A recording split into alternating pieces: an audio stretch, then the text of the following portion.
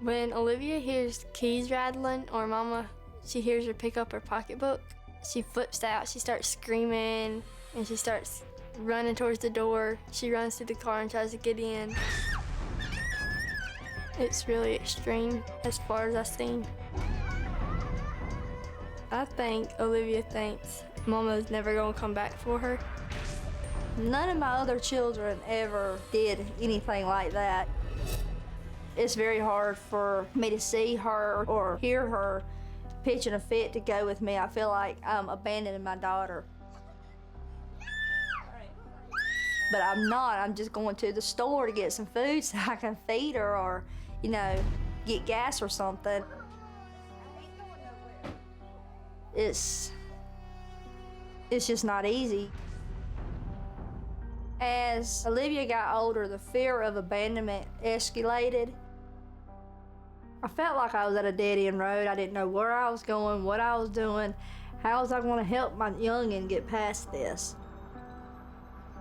I soon recognized there was more going on with my daughter than I had realized.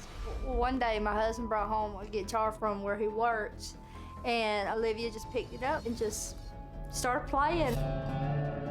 Olivia has never, ever played a guitar before in her life. Never. I was surprised she even knew how to hold a guitar. She's never played one before. She adjusted the knobs and she just started singing maturely, and the song she was singing wasn't like Old MacDonald or B-I-N-G-O. She knew what she was singing. She was in rhythm with the guitar, and I've never actually seen her sing before. But when she did it, it was like she was a natural. And I looked at her and I said, "Where'd you learn how to sing like that?" She said, "Mama, I used to be a singer. I used to live in California, then I moved to New York. I had a family before I came to y'all." And I said, "Who was in your family?" She said, "I lived with Indians." I said, "Was you an Indian?" She said, "No, I was a white girl." She's got quite an imagination. A little more advanced than a typical 5-year-old. I asked Olivia, I said, "Well, how did you get from place to place? Did you drive a car, ride a motorcycle, airplane?" She said, "No, Mama. We had wagons and we had horses. That's how we got around." It blew my mind. She has only been on this earth for 5 years. How would she know anything about the 1700s? I know I never taught it to her. First, it was cute when she was telling us about wagons in California, but then it started taking a dark turn. She told me her family got killed. When she told me her family was killed, I was like, "Your family's here. We didn't die. Was this a dream or it's real?" She looked like she had a burden on her shoulder. And she looked down, and then she looked back up at me, real sad like. Her face got real long. It was like a replay in her mind, I reckon. It made her sad.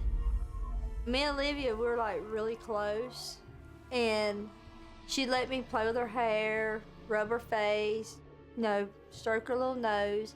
But when I get to her chin, she would draw back, like, "Don't touch my chin."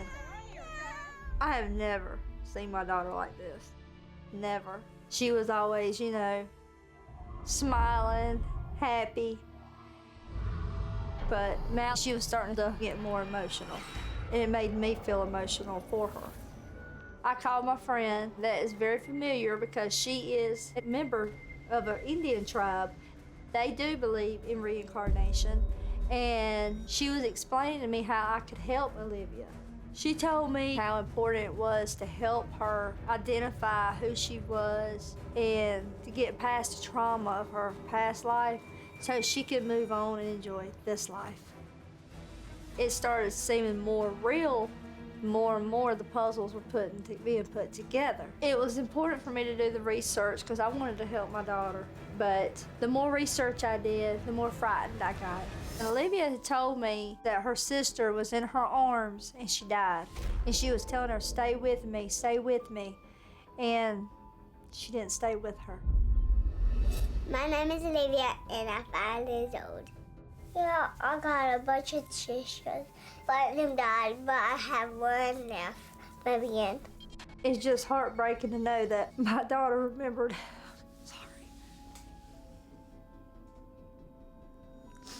That my daughter remembered that her sister passed away in her arms. It was so detailed, and it is very emotional. At first, I didn't know how to help her, but the more research I didn't have nothing to lose. I just wanted to help her. I was trying to find the pioneer teenager that was taken by Indians. I looked at like over 60 females, and the only pioneer female I could find that matched all the details that she had given me was Olive Oatman. I was able to find this book about Olive Oatman's life. In 1851, Olive Oatman and her family was of a Mormon religion.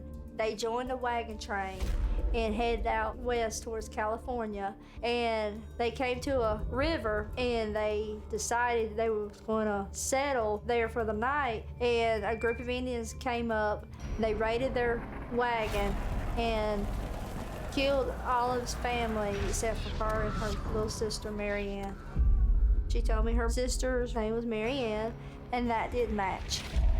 They took Olive and Mary Ann to their tribe. They tortured them, mimicked them, spat on them, and treated them like slaves. That's exactly how Olivia said it. She said they were very hateful and very mean to her. I mean, I just couldn't believe all the stuff that Olivia had told me was pretty much the same thing. When I read about Olive Oatman's family being killed, I realized that was the part where Olivia's having the abandonment issue.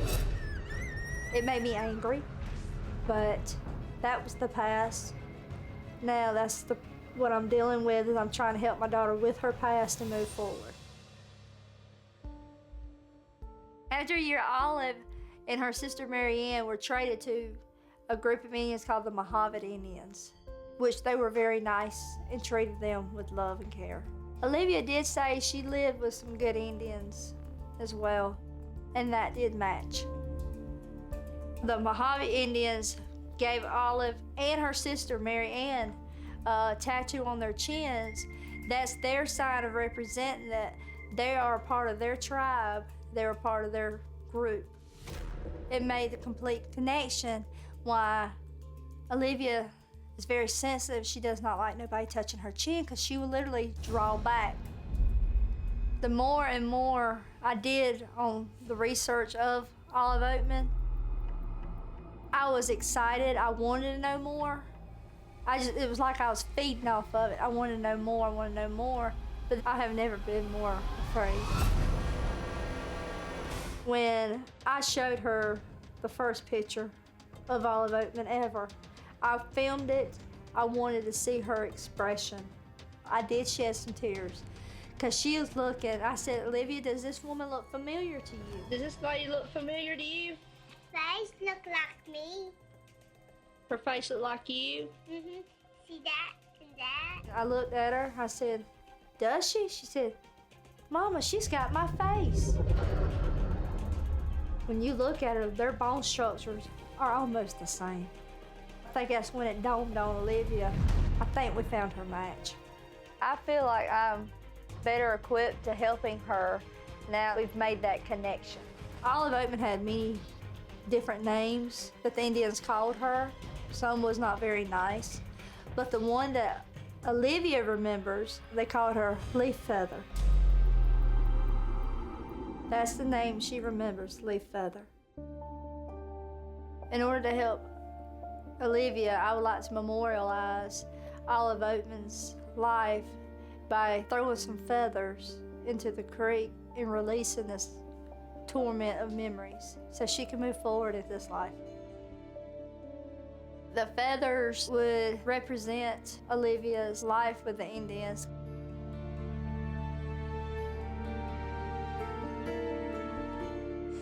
Olivia has memories of losing 2 families in this lifetime at the age of 5.